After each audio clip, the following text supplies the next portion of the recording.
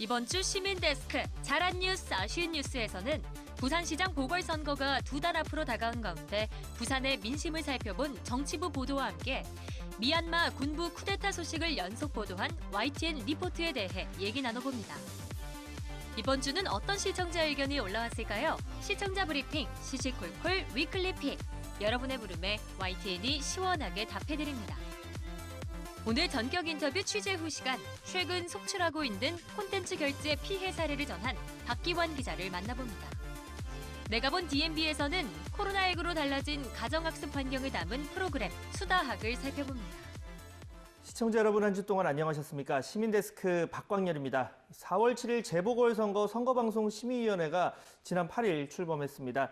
선거방송심의위는 선거 한 달 뒤인 5월 7일까지 약 90일 동안 공정한 선거방송을 위해서 활동을 하게 되는데요.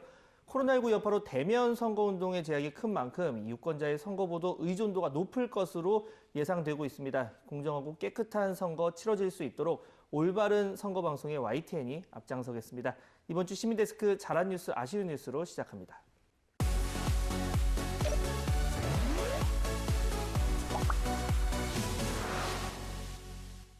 네, 오늘 함께 이야기 나눌 분들 소개해드립니다. 뭉클미디어 인권연구소 김원경 소장, 조수진 시청자평가원, 그리고 권영희 YTN 해설위원 나오셨습니다. 세 분 어서 오세요. 안녕하세요. 네, 오늘도 이 YTN 보도에 대한 세 분의 분석과 해설까지 들어볼 텐데요. 지금 이제 설 명절이 끝나고 이렇게 뵙습니다. 고향도 이번에는 5인 이상 모임 금지로 못 내려가고 다들 집에서라도 맛있는 거 드셨는지 모르겠는데요. 이 본격적으로 이야기 나누기에 앞서서 저희 YTN의 옴부즈맨 프로그램이죠. 이 시시콜콜을 소장님께서 특급 칭찬을 해주셨다라고 하는데, 네, 설 명절은 지났지만 덕담 차원에서 한번 들어보겠습니다. 어떤 내용입니까? 예, 코너들을 쭉 보다 보니까 이 시시콜콜 코너가 진짜 압도적으로 너무 좋다라는 생각이 들었습니다. 보통 이제 옴부즈맨 프로그램 하면은 대부분 정말 마지 못해서 싫은 소리는 듣기 싫은데 하긴 해야겠다라는 느낌을 분명하게 주거든요. 근데 이 보도는 그렇지 않습니다. 보도에 대한 시청자 의견을 정말 그대로 날 것으로 보여주거든요. 특히 전화 온 그 말들을 약간 음성만 변조해서 들려주는데 그게 정말 코미디만큼 재미있습니다. 그리고 이게 이제 데일리로 하기 때문에 다양한 그 보도에 대한 의견을 좀 더 빠르게 보여준다는 점에서도 굉장히 좋았어요. 제가 더 인상적이었던 것은 제중동포를 보통 조선족이라고 해서 많이 이야기를 하시잖아요. 예. 이 부분에 대해서 들려주면서 YTN이 다른 사안처럼 그냥 찬반으로 전해주는 것이 아니고 아니다, 이것은 제중동포라고 부르는 것이 맞다라는 분명한 그 취지의 내용을 방송을 했습니다. 일종의 미디어 리터러시 효과를 주기 위해서 분명하게 아닌 건 아니다라고 이야기한다는 점에서 굉장히 공들인 좋은 기획의 옴부즈맨 프로그램이라고 평가됩니다. 앞으로 이 소장님과 또 시청자분들의 기대에 부응할 수 있도록 새해 더 저희가 노력을 하겠고요. 자, 올해는 다소 차분하고 조용한 설 연휴를 다들 보내셨을 겁니다. 5명 이상 모여서는 안 된다. 이 사적 모임 금지 수칙과 함께 아쉬운 시민들의 마음을 전한 YTN 보도를 먼저 살펴볼 텐데요. 이번에 평가님께서 준비하셨죠? 네, 올해 설 아쉬워도 못 가, 몰래라도 밥 한 끼라는 그 제목의 기사였거든요. 예. 명절을 코로나라는 국가적 위기의 상황에 때문에 아쉬운 마음으로 보내야 하는 국민들을 보여줬고, 그럼에도 굉장히 이제 적극적으로 협조하려는 의지를 나타내는 내용들이 사실은 대부분이었거든요. 그런데 전반적인 이런 내용들과는 달리 자막에는 몰래라도 밥 한 끼라는 자막이 시종일관 나갔습니다. 이게 이제 계속 노출이 반복적으로 계속 나가면서 사실 오해를 사기 쉬운 그런 상황을 만들었는데요. 사람들이 그 자막만 보고 저 내용이 설날에 몰래라도 5인 이상을 어기고 밥을 한 끼라도 먹어야겠다라는 그런 거를 보여주는 내용으로 오해를 하기가 쉬웠거든요. 예. 그래서 우리가 이제 교과서에서 보면 자막 작성의 원칙에 보면 첫째가 그림 내용 보충 설명, 그다음에 기사의 요약 및 정리라고 얘기를 보통 하거든요. 화면과 제목을 보는 것만으로도 기사의 내용을 짐작할 수가 있어야 됩니다. 그래서 이 원칙을 조금 지켜주셨으면 하는 마음이었습니다. 소장님 의견도 들어보겠습니다. 어떻게 예, 보셨어요? 저도 사실 평가원님과 같은 의견이에요. 저도 이번 주에 보도들 중에서 가장 아쉬운 보도가 이 보도였거든요. 그래서 마음이 통했다 이렇게 생각을 했는데요. 저는 이 보도가 자막만의 문제가 아니고요. 내용에 있어서도 가림 처리한 시민의 목소리를 들려주는데 이 시민이 이제 전부 다 바쁘니까 명절 때 아니면 못 만나잖아요. 과태료 안 내고 몰래라도 만났으면 좋겠거든요. 라고 발언을 하셨습니다. 이런 내용을 그대로 담아버리면 시민들이 어떻게 생각할까? 아, 텔레비전에도 저렇게 말하는데 과태료 그냥 안 날 거야. 이렇게 생각하고 그냥 한번 만나보자. 라는 말을 충분히 할 수 있을 거라고 생각을 하거든요. 5인 이상 집합금지를 그대로 유지하기로 한 그 어떤 정부의 방역당국의 결정은 쉽게 나온 것이 아닐 것이라고 생각을 하고요. 그렇기 때문에 이런 보도를 할 때 이렇게 애매하게 처리하지 말고 이거 절대 하시면 안 됩니다. 우리 이번에 좀 참아요. 라는 메시지를 분명히 주는 그런 보도가 나왔으면 좋지 않았을까. 어쨌든 취지 자체는 이 시민들의 뭐 아쉽고 섭섭한 마음 이런 의견도 있다 이런 걸 전달하기 위한 취지였을 텐데요. 자, 위원님께서 어떻게 보셨습니까? 평가원님 지적하신 대로 좌상단 자막에 몰래라도 만나겠다였죠. 그게 이 리포트가 나가는 2분 몇십 초 동안 계속 노출이 됐거든요. 말씀하신 대로 대단히 부적절합니다. 결국 이 리포트에 그러니까 보여주고 싶었던 건 그건 것 같아요. 가족 간의 정을 유달리 생각하는 우리네 정서를 뭐 다양한 인터뷰를 통해 가지고 조금이라도 이렇게 좀 전달해보고자 이랬던 것 같은데 그 내용에서 약간 문제가 있었죠. 이것저것 섞이다 보니까 다양한 목소리를 한 기사 안에 녹여내다 보니까 나온 약간의 오류라고 보여져요. 앞으로 조심해야 할 것 같습니다. 네. 해설위원님 말씀하신 것처럼 만약에 5인 이상 모임 뭐 금지 관련해서 이런 의견도 있다는 걸 얘기하려면 그거를 차라리 여러 이런 목소리도 있는데 이렇게 하면 뭐가 문제고 뭐 방역적으로 지금 5인 이상 모임 금지 어떤 효과를 보고 있고 이게 과태료도 얼마를 내야 돼 개인당 내잖아요. 또 뭐 이런 것들 잘 모르는 부분을 좀 전달하면서 꼭 좀 지키시길 바란다. 이런 쪽에 방점을 맞췄으면 어떨까 하는 생각도 들고요. 네. 자, 다음 내용으로 넘어가 보겠습니다. 이 설 연휴 명절 분위기 틈타서 보이스피싱을 비롯한 각종 신종 범죄들이 극성이라고 합니다. YTN도 이 제보로 들어온 콘텐츠 결제 피해 사례를 보도한 바 있는데요. 관련한 리포트 살펴보겠습니다. 이번에 소장님께서 준비하셨죠? 예, 2월 3일 방송된 그 제보는요. 3분 만에 60만 원 빠져나가 콘텐츠 결제 해킹 피해 속출이라는 보도였는데요.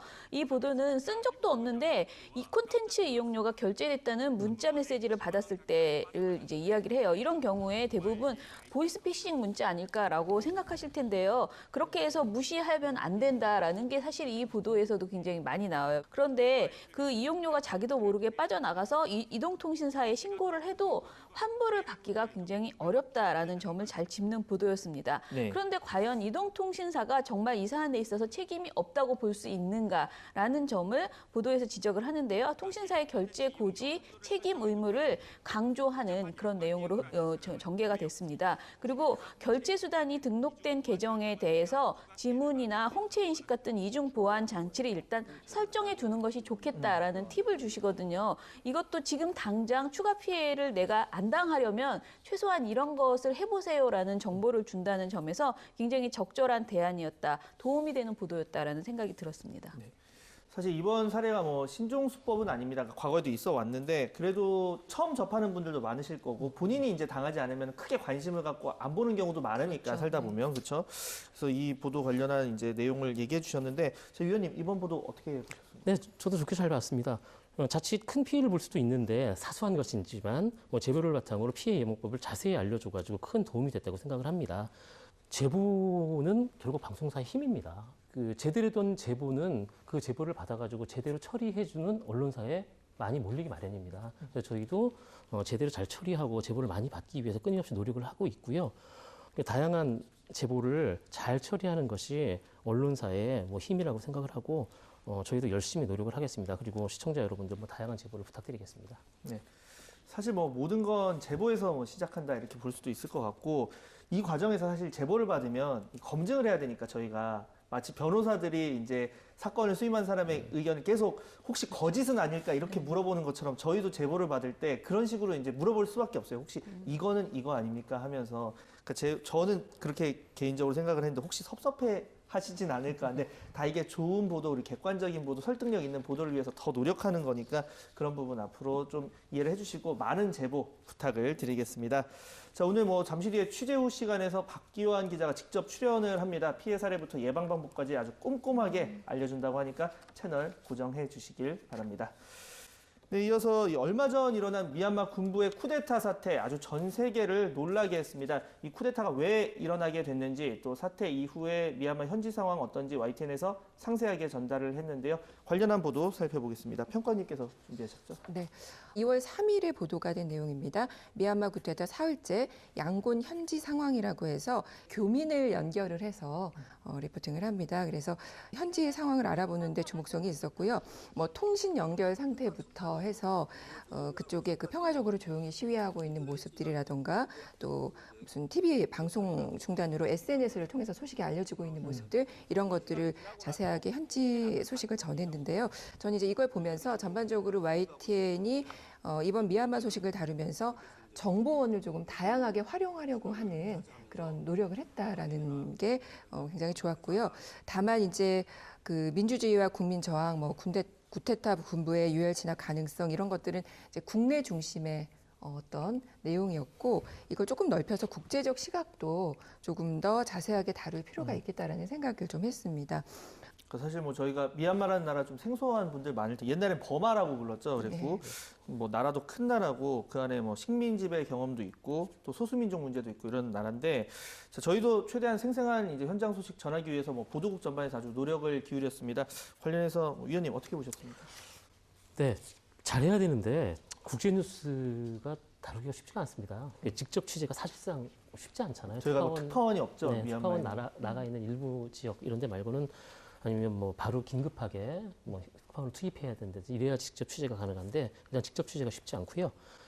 그러니까 그런 걸 감안했을 때 이번 미얀마 쿠데타 사태의 경우 말씀 주신 대로 전문가 그리고 현지 교민들까지 빠른 시간에 직접 연결을 해가지고 현재 상황을 비교적 잘 정리했다고 봅니다. 이번 사태가 이제 빠른 시일 내에 해결될 것으로는 보이지 않잖아요. 아까 지적해 주신 대로 좀 더 긴 호흡으로 여러 가지 상황, 여러 가지 의미, 여러 가지 관계들 이런 것들을 장기적인 시각에서 더 적극적으로 보도해야 될 필요가 있겠습니다. 자, 마지막으로 이 부산시장 보궐선거 이제 2달이 채 남지 않았습니다. 부산의 민심을 알아보기 위해서 YTN이 부산일보와 공동으로 여론조사를 실시했는데요. 관련 보도 내용 이번에 평가님께서 준비하셨죠? 네, 부산시장 여론조사 박형준 1위라는 제목의 보도였습니다. 이제 서울시장 선거에 비해서 상대적으로 언론 기사가 부산이 조금 적긴 하죠. 그렇죠. 그래서 부산을 보도를 한 것은 좋았지만 뉴스 구성에 있어서 역시 경쟁 구도의 보도를 벗어나지 못했다라는 점. 누구몇 이렇게. 네, 지적을 좀 하고 싶습니다. 사실 대부분이 이제 90%가 경쟁 구도의 보도로 이게 이루어졌고요. 그래서 언론이 여론조사 보도에 있어서 도대체 뉴스 가치를 어디에 두는지를 여실히 보여주는 그런 보도였습니다. 늘 지적되는 그런 부분이기도 하죠. 그래서 이제는 좀 정책, 현안 문제 조사 결과가 더 중요하게 다뤄지는 그런 보도를 기대하고요. 그래서 시청자 여러분들도 이런 여론조사 보도를 볼 때 질문 문구라던가 질문 구성 하나하나를 어떻게 구성을 했고 결과가 그래서 어떻게 됐고 그걸 언론사가 어떻게 보도하는지까지도 이제는 시청자분들이 조금 꼼꼼히 따져보셨으면 좋겠다는 생각이 들었고요. 중앙선거 여론조사 심의위원회 홈페이지에 다 나와 있고요. 그래서 여론조사 결과 말미에도 이미 공지를 하고 있으니까 이런 데 조금 더 관심을 갖게 되면 언론의 그 보도 행태도 조금 바뀌지 않을까 그런 생각을 해봤습니다. 네. 지금 말씀하신 중앙 여론조사, 중앙 선거 여론조사 심의위원회 홈페이지에 가시라라는 말이 상당히 좋은 정보거든요. 그런데 실제로 그 키워드, 이 긴 키워드 중앙 선거 여론조사 심의위원회라는 것을 외워서 홈페이지를 찾아가시는 시민이 과연 몇 명이나 될까라는 게 저는 정말 걱정이에요. 그래서 기사 속에 밑에 링크를 좀 걸어주셨으면 좋겠어요. 최소한 그 기사의 그 원 소스가 되는 내용이 어디에 실려 있다 URL을 댓글로 달아주시면 충분히 볼 수 있거든요. 그래서 유튜브나 홈페이지 보도에서 항상 이런 것들을 이렇게 서비스를 해주시면 너무 시민들에게 큰 도움이 되지 않을까 그렇게 생각합니다. 네. 좋은 말씀 해주셨는데 제가 그래서 검색을 지금 좀 해봤어요. 그러니까 여론조사 심의까지만 검색을 하면 일단 포털에서는 밑에 연관 그걸로 뜨더라고요. 뜨는데 이게 nesdc.go.kr입니다. 그래서 혹시 참고로 말씀을 드리고 사실 뭐 지금 그러니까 누가 이기느냐 뭐 경마식 이런 보도보다는 정책이나 현안에 좀 집중을 해줬으면 좋겠다. 사실 이게 뭐 선거 때마다 항상 여론조사 나오는 얘기고 딜레마입니다. 저 위원님께서 어떻게 보셨습니까? 걱정입니다. 선거 앞두고 계속 이런 지적을 받아야 될 것 이제 같아서. 시작인데. 아니, 잘 해야죠. 선거 앞두고 관련 기사들이 정말 쏟아지기 마련이잖아요. 앞으로 더 할 겁니다. 여론조사 결과 공표가 금지될 때까지 이런 상황이 반복될 텐데 여론조사 결과를 보여주는 것이 잘못은 아닙니다. 누가 1등이고 누가 2등인가 이런 보도도 분명히 필요합니다. 대신 유권자들이 제대로 한 표를 행사할 수 있도록 판단의 근거를 마련해주는 기사가 반드시 함께 따라야 합니다. 이 점을 유념해가지고 제대로 된 선거 보도를 할 수 있도록 뭐 YTN 더 힘쓰겠습니다. 그리고 기사에 링크 걸기 이건 좋네요. 그건 뭐 YTN 회사 전체 차원해가지고 적극적으로 고민해볼 필요가 있는 것 같습니다. 사실 뭐 질문이 굉장히 이제 각 이 여론조사마다 많은데 방송에서 다 못한다면 온라인용으로라도 좀 해서 이제 시청자들이 접근할 수 있게 도대체 왜 이런 결정이 나고 왜 이런 응답이 나왔는지를 볼 수 있게 하는 거는 굉장히 중요하지 않을까라는 생각이 듭니다. 앞으로 저희가 더 노력을 하겠고요. 네, 오늘 잘한 뉴스, 아쉬운 뉴스, YTN 더 나은 보도를 위한 세 분의 애정어린 분석과 해설 잘 들어봤습니다. 세 분 오늘 말씀 감사합니다.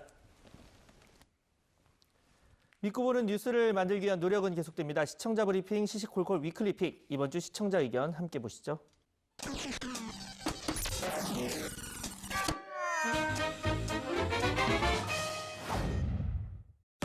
오늘은 국가 채무 증가폭 선진국 9위라는 제목의 리포트 보겠습니다.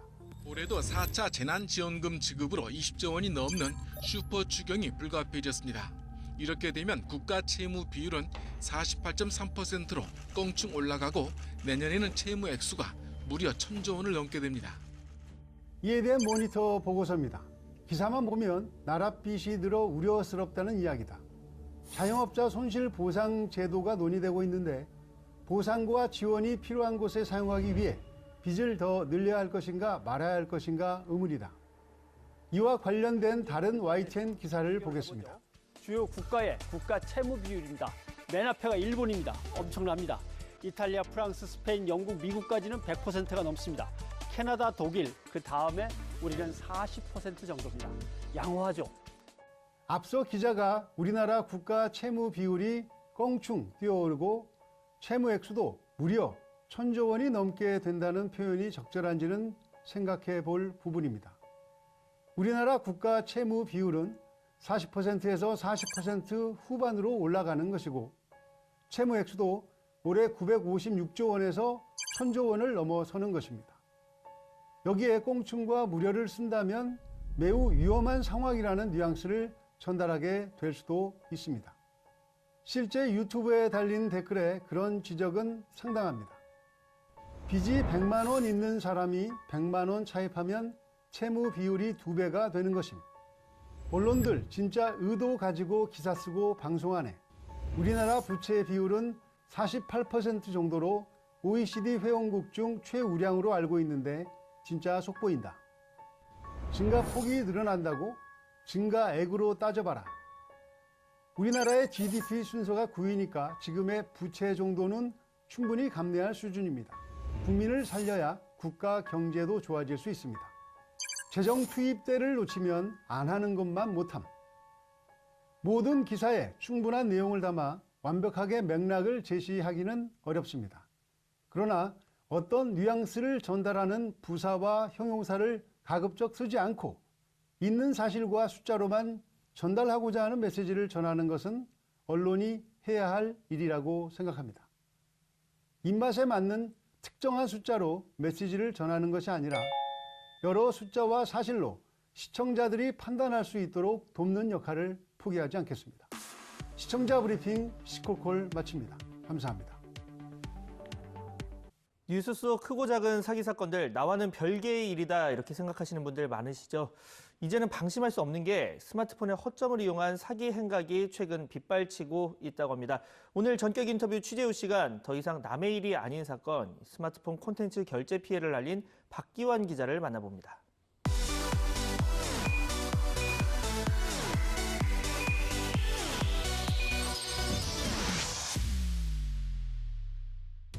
네, 박기환 기자 어서 오세요. 자, 오늘은 굉장히 미남 기자로 YTN에서 손꼽히는 박기환 기자가 오셨는데 먼저 시청자 여러분들께 인사 한번 부탁드립니다. 네, 안녕하세요. 저 YTN 사회부 박기환입니다. 우리 요즘 뭐 스마트폰 아주 손에서 떼지 않고 거의 뭐 24시간 같이 있다고 봐도 과언이 아닌데 이 스마트폰 통한 콘텐츠 결제로 인한 피해 사례, 해킹 사례 뭐 이런 거를 언급을 해주셨는데 이번 콘텐츠 피해 결제 좀 기사화를 해야겠다라고 결심한 어떤 계기가 있을까요? 네, 사실 처음에 제보를 받았을 때는 사실 피해 액수가 크지 않았고 그러니까 뭐 그 개인분한테는 크겠지만 전체적인 다른 사기 건에 봤을 때 뭐 예를 들어 수천만 원 이런 건도 있으니까. 네, 맞습니다. 사실 소액이라서 저희도 좀 고민을 했고 특히 그래서 좀 찾아보게 된 게 포털 사이트 같은 데 좀 비슷한 피해 사례가 있나 검색을 좀 해봤습니다. 네, 그랬더니 굉장히 많이 나왔고 그리고 그 제보자분이 하시는 말씀 중에 하나가 아무리 연락을 해도 다들 책임을 안 진다라고 말씀을 하시더라고요. 이 사람들이 진짜로 잘못이 없는 걸까에 대해서 따져봐야겠다라는 생각이 들어서 조금 취재를 하게 됐고 기사가 강하게 됐습니다. 자, 보도에서 뭐 계속 나오긴 했는데 저도 약간 옛날 사람이다 보니까 소액 결제는 많이 들어봤는데 이 콘텐츠 이용료? 이건 좀 생소했던 것 같아요. 뭐 이게 정확히 어떤 개념입니까? 이모티콘이나 뭐 게임 아이템 같은 거 구매해 보신 적 혹시 있으신가요? 있죠. 예. 네, 뭐 그거랑 똑같은 건데요. 그렇게 SNS 이모티콘 아이템을 구매할 때 구글이나 애플에 등록되어 있던 뭐 결제 수단을 통해서 이용되는 경우를 말합니다. 그 앱마켓 안에서 결제된다, 앱 안에서 결제된다 해서 인앱 결제라고 하는데 이 인앱 결제 안에 휴대전화로 결제하는 부분을 콘텐츠 결제라고 별도로 말하고 있습니다. 일단 지금 피해자분이 굉장히 황당할 것 같아요. 처음엔 어떻게 대응을 하셨다고 하던가요? 네, 일단 처음에 딱 문자를 받자마자 네. 당연히 이제 이동통신사에 먼저 연락을 해서 뭐 이분이 혹시 제가 잘못된 게 아닌가 문의를 했더니 이거는 정당한 결제가 된 거고 우리에게 환불 책임은 없다. 뭐 다른 곳에 문의해 보시라라고 해서 그 다음으로 쓰여 있는 곳이 당연히 이제 게임사가 나와 있으니까요. 네네. 게임사 연락을 했더니 또 안 된다고 하고 그래서 결국 구글로 연락을 해보라고 했다고 하더라고요. 근데 아시다시피 구글이 이제 해외 업체다 보니까 쉽게 전화하기도 어렵고 이메일을 보내도 좀 시간이 걸려요. 구글 본사에 보내려면 영어로 보내야 될 거 아니에요. Hi, my name is 삐리리 하면서 예, 그렇죠. 사우스 코리안 해서 맞습니다. 하지만 다행히 이제 구글 코리아가 있기 때문에 네. 한글로도 문자를 보내고 상담도 해봤지만 조금 시간이 걸렸던 모양입니다. 그래서 이제 결국 너무 답답한 마음에 경찰에까지 다 갔었는데 이제 경찰에서도 이게 사실 총액이 한 60만 원 정도 되는 거니까 네. 이 정도 액수는 조금 어렵다.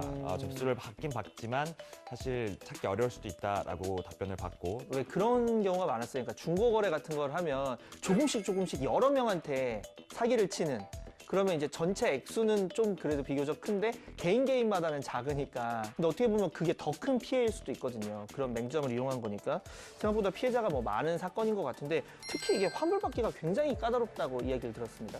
이동통신사도 자기들은 책임이 없다. 게임사도 책임이 없다. 사실 구글 코리아도 마찬가지로 접근이 좀 어려운 상태고 구글 코리아에서 이걸 환불 신청을 접수를 한다고 해도 실제로 이분이 이 계정으로 결제를 한 게 아닌지가 증명이 되어야 환불이 가능하거든요. 그건 증명을 누가 하는 건가요? 일단 1차적으로는 구글 코리아가 만약에 이 계정이 갑자기 제가 여기다가 뭐 중국에서 뭐 접속을 해서 결제를 했다.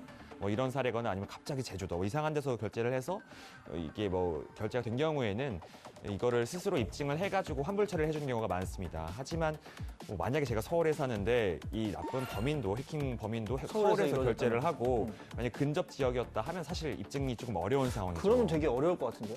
결국은 그래서 경찰 조사를 통해서 이 구글에 청구를 하는 수밖에 없습니다. 그래서 1차적으로는 접수가 가능하고 환불받을 수 있는 조치가 있지만 결과적으로는 모두가 받을 수 있다고 확답하기는 어렵습니다. 구글의 아까 뭐 인앱 결제 이런 거 얘기를 하셨는데 이 부분이 좀 가장 큰 문제라고 봐야 되는 겁니까? 왜 이런 일이 발생을 하는지 궁금하거든요. 아까 책임 소재를 말씀을 하셨지만 저희가 봤을 땐 취재를 하면서 느꼈던 거는 모두에게 책임 소재가 없다고 할 수는 없었습니다. 모두에게 책임이 있다. 그렇죠.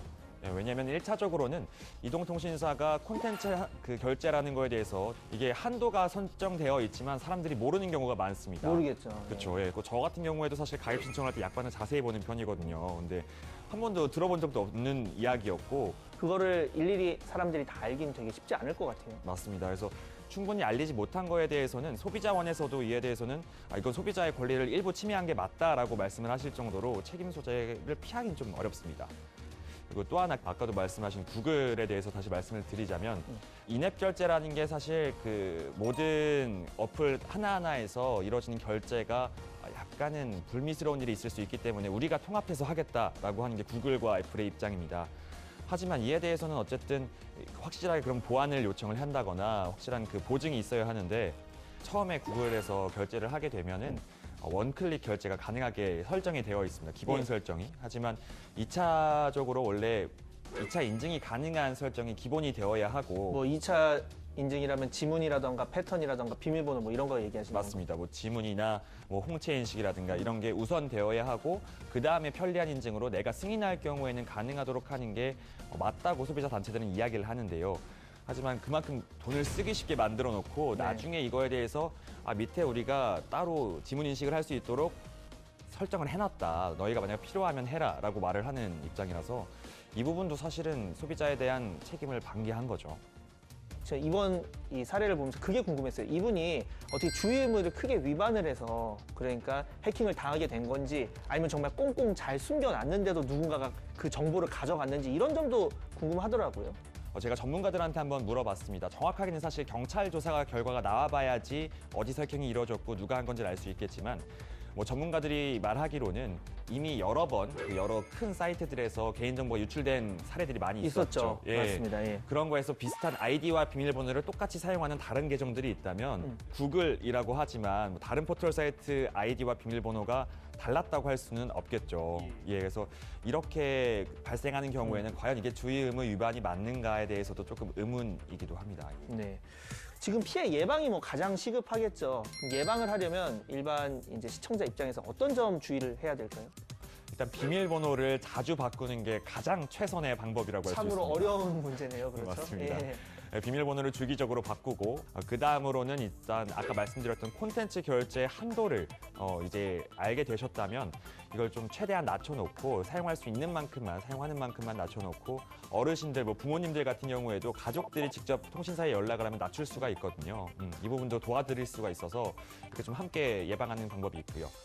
또 하나는 무엇보다 가장 중요한 건 결제 수단이 등록되어 있는 계정의 경우에는 그 2차 인증을 할 수 있도록 뭐 지문 인식, 뭐 송채 인식 이것도 다 어렵다면 비밀번호를 2번 입력하는 방식이라도 설정을 해놓으시는 편이 최대한 도움이 되는 것 같습니다.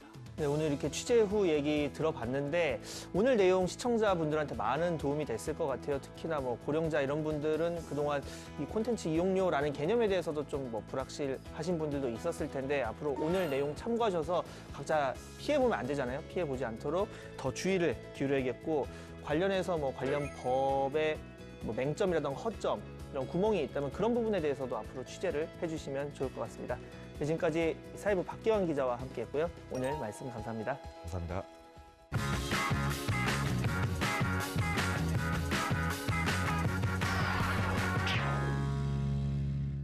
YTN DMB에서 방송된 프로그램을 소개하는 내가 본 DMB 시간. 오늘은 비대면 온라인 가정학습의 고충을 담은 프로그램 수다학을 살펴보겠습니다. 최현주 평가원의 의견입니다.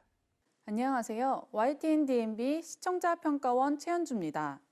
코로나19 사태가 계속되면서 사회 각층에서 어려움을 호소하는 목소리들이 쏟아지고 있습니다.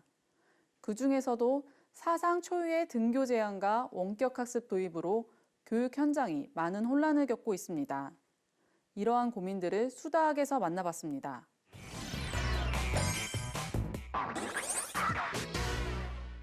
수학에 대한 궁금증과 고민을 해결해주는 수다학에서는 코로나19로 인해 갑작스레 변화된 환경 속에서 고군분투하고 있는 아이와 학부모의 문제 해결에 나섰습니다.